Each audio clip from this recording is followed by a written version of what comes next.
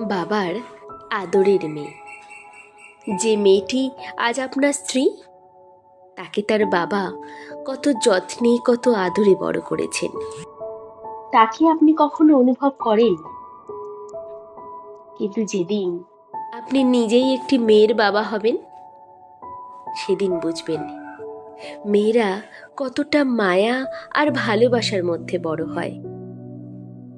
একজন বাবা তার মেয়েকে বুকের ভেতর আগলে রাখেন পৃথিবীর সব কষ্ট থেকে। তার ছোট্ট হাসির জন্যও বাবা নিজের সব স্বপ্ন ত্যাগ করতে পারেন। তাই আপনার স্ত্রী শুধু একজন নারী নন, তিনি একজন বাবার হৃদয়ের সবচেয়ে আদরের অংশ।